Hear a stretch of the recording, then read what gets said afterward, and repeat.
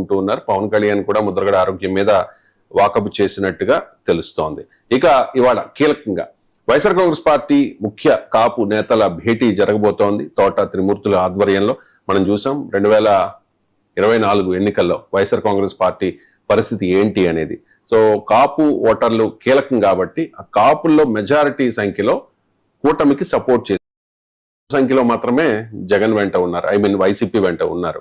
So వాళ్ళందరినీ కూడా మళ్ళీ వైసీపీ వైపు ఎలా టర్న్ చేయాలి అనేదే ఈ భేటీ ముఖ్య ఉద్దేశం. సో తోట త్రిమూర్తులు చాలా స్పష్టంగా చెప్తూ ఉన్నారు, మేము వచ్చే ఎన్నికల్లో ఖచ్చితంగా గెలవబోతూ ఉన్నాం, కాపులకు మేము ఏం చేస్తామో చెబుతాము అంటూనే ఈ 2 ఏళ్ల కాలంలో కూటమి ప్రభుత్వం వచ్చిన తర్వాత కాపులకు ఏం చేసింది అనే అంశాన్ని కూడా ముఖ్యంగా ప్రస్తావించబోతూ ఉన్నారు. కొంతమంది కూటమి నాయకులు ఇప్పటికే స్పందించారు. పృథ్వీరాజ్ గారు, కొంతమంది కూటమి నాయకులు స్పందించారు, మీకు నైతిక అర్హత లేదు కాపుల గురించి మాట్లాడే నైతిక అర్హత, మీరు ఏం చేశారు 2014 నుంచి.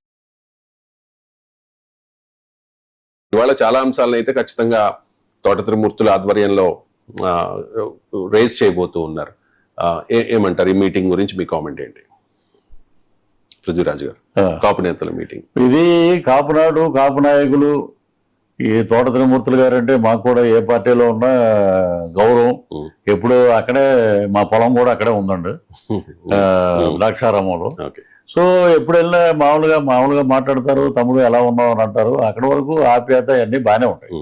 బట్ ఈ రోజు వీరు హుటాహుటిన ఒక సమావేశం ఏర్పరిచి కాపులో తాటి మీద నడవాలి, వచ్చే ఎన్నికల్లో మా సత్తా ఏంటి చూపిస్తాం, ఇదే గొడవ అయిపోయిందంటే మెయిన్.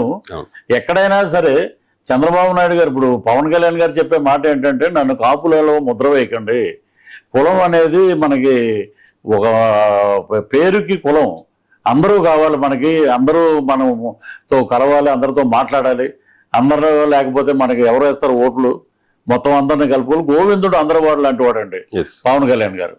సో ఈ కాపు మీటింగ్లు పెడుతున్నారు, దీనివల్ల గొప్ప ప్రయోజనం ఉంటుందని నేనేమో అనుకోనండి. అందరూ వస్తున్నారు ముఖ్య నాయకులంతా.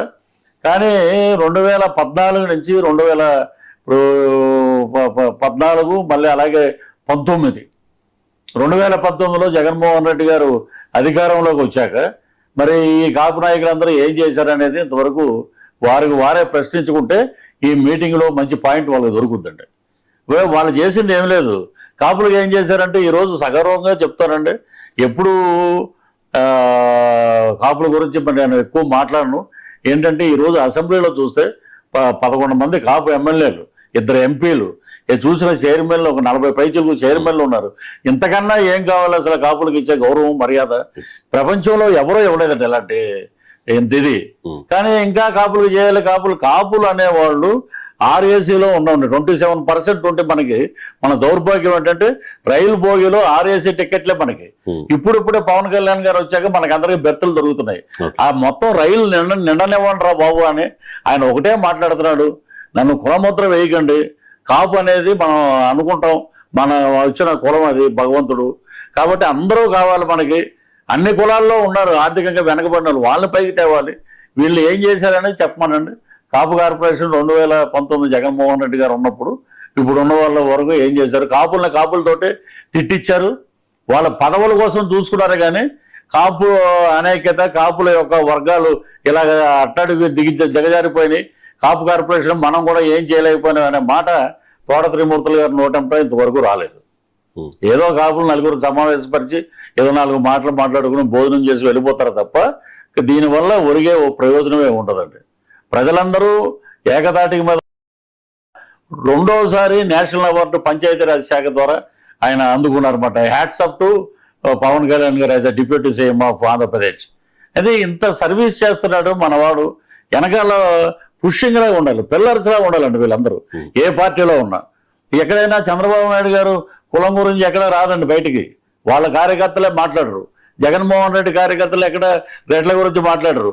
ఓన్లీ పవన్ కళ్యాణ్ గారు ఉంటే ఒక సామెత ఉంది, కాపు ఇంకొక కాపు పైకి వచ్చి మనం కాపాడతాడంటే వాడిని కిందకి లాగేయటం మన నైజం.